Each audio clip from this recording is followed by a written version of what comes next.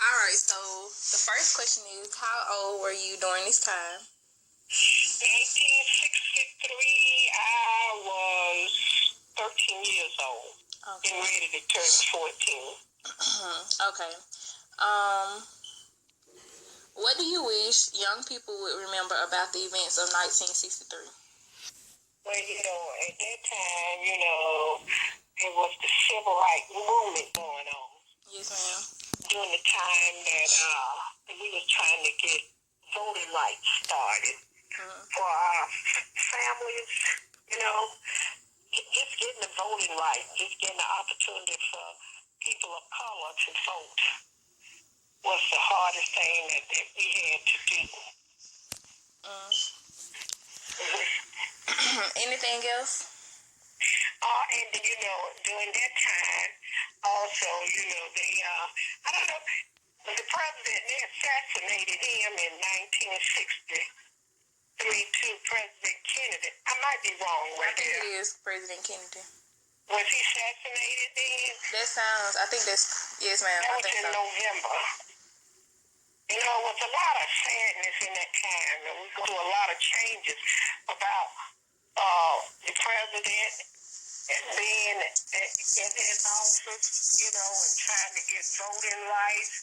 We had a lot going on.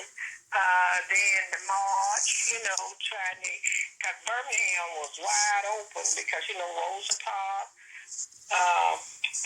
During that time, Rosa Parks was put in jail because she refused to give up her seat to the white man, down there in Montgomery. All eyes was on Birmingham of their racial discrimination. That's a lot that went on during the 60s, especially that part of it, 60, 63. Yes, ma'am. Do you feel... And we had Wallace, our governor, Bull Connor, and just a mess up in Birmingham. All that segregation. Yes, ma'am. Do you feel as though young people are remembering like the events in 1963? Of 1963? Yeah, they need. That's one. That's the one that you don't forget. You never forget that. I don't care what no one says. Never forget about that. Do you feel as though that the young people should remember that? Right. Is that when you say, what y'all said, they gonna pull whoever they want in there anyhow, but that voting right, your right to vote is it's not hard to do. People died just to give people the right to vote. So your vote counts on a lot of. Right. Do you think that young people understand the significance of the movement? Well, I don't know. Okay. How was the 4th Avenue District after 1963? Repeat that again. How was the 4th Avenue District after 1963? So how was Birmingham after 1963? How was 4th Avenue? Yes, ma'am. It was just wide open. You didn't have to go to 4th Avenue for anything. Now, we could go to the stores and buy what we want. They didn't want to wait on you. It still was a little, segregated.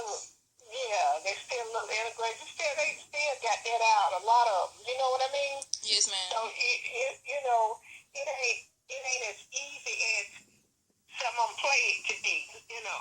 Right. So right now we got so much hatred out now, and we had a lot of them want to go back to that segregation card, like what the white people feel like they have the right. It's not America because they're not in control now. Right. It's the people in control. You see what I'm saying? Yes, ma'am. People don't cherish that part of our history. Right. Like the older one do. We cherish because look at now. They're trying to look at the stand your ground. I never heard of stand your ground until Trayvon Martin got killed. Right. Do you think that the kids? Oh well, no, it's wrong thing. Did you go to any of the marches held in Birmingham? And if so, what was the experience like being a part of something like that? Did you attend any of the marches held in Birmingham? Yeah. You did. Can you kind of explain to me like how was the experience of being a part of something like that? Let me tell you, it was so exciting. Let me tell you. See, at that time, the kids didn't understand.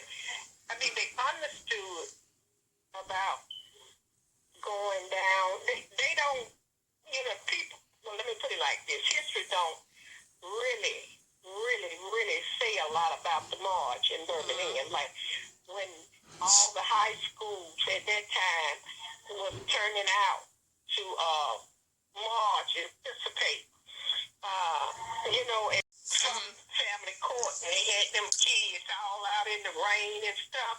Yes, I think they did I participate. yes, ma'am. Now, I didn't go out into the marches down there like at Kelly Ingram Park, because Dr. King had told us that if you weren't able to turn the other cheek, endure hardship, don't get in it. He did. Yes. That was Andrew Young. He was one of them. You had Jesse Jackson for the young people. There was a lot of stuff that was said to us, and some of them did and some of them didn't. So you I was one of the ones that didn't, because I felt like that, you was gonna be able to turn the other cheek. But that's right. I understand. I mean, in some of that stuff, you have to be endure. There's a lot of people that did. A lot of young people did that. And then, like, where they was wanting to get in the paddy wagon and fill up the city jails and stuff like that, and be in jail for 5 days. They wasn't feeding them. They couldn't feed them. There was too many of them. Right. The jail wasn't built to hold that number of kids or anything. You know what I mean? Yes, ma'am. So you got to look at a lot of stuff that went on during that time. Right. And I know I couldn't have no dog barking and pulling on me. I couldn't withstand the holes, the water that hit them kids. Some of them kids are not right now. Right. They have a trauma problem where they couldn't understand why we got to go through all this for my mom and my dad to vote. Right. I mean, you talking about foot soldiers, and there were some foot soldiers, but they don't get those kids enough credit for what they did. Right. They still don't talk about some of them kids that was they were getting their personal hygiene taken care of. You see? Yes, ma'am. What impact did the events have on your life? Oh, it had a great impact on mine. When I see wrong, I speak south. You know what I mean? Yes, ma'am. Well, I have to tell them that that's not right. And I always liked that saying, now look, I'm from the 60s. Child of 60, back in the 60s. And let you know, I know what you're doing. Right. Or I will tell them, no, that's not right. We have the opportunity now to do whatever we please, but we got to do it through the Word of God. That's what King was telling us. Put God first. In so many of his speeches, he talked about God. Right. And when he talk about God, that give us the strength to go through anything. Because he was talking about us. That had a great impact on my life. To be able to see, people don't have to tell me about what went on. We lived through it. Right. And I could tell Alexis them and him and living in Alabama, living in any of those southern states, that had to do hardship, but the hardest one that was hit was Birmingham. We had the bombing of the 16th Street Baptist Church. Yes, ma'am. Dogs they put on the kids and Kelly Ingham Park, and also got the water holes, locked King up in the Birmingham jail for no reason. Right. I can go on and on and on about, and then sitting down there at Newberry store, and people spitting on you, and it was just a mess. All because they refused to accept us as human beings. Right. And we had the equal rights too. Now this is the amendment they wrote. Right. And didn't want to honor it.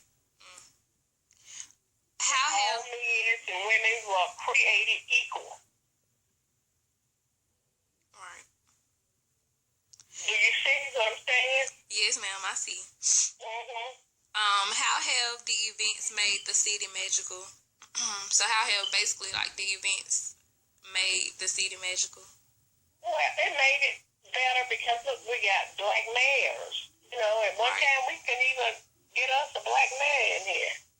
We have a black city council. And the majority of Birmingham is what? 95% black? Right.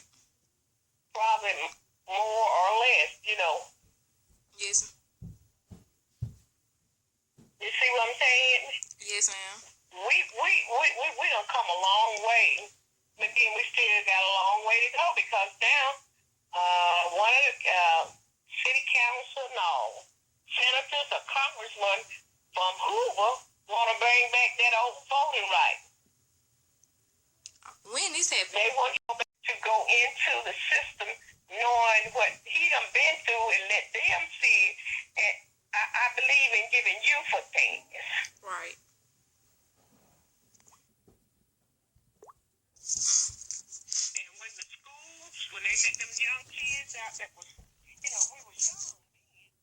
That was in 1964 Right. and 65.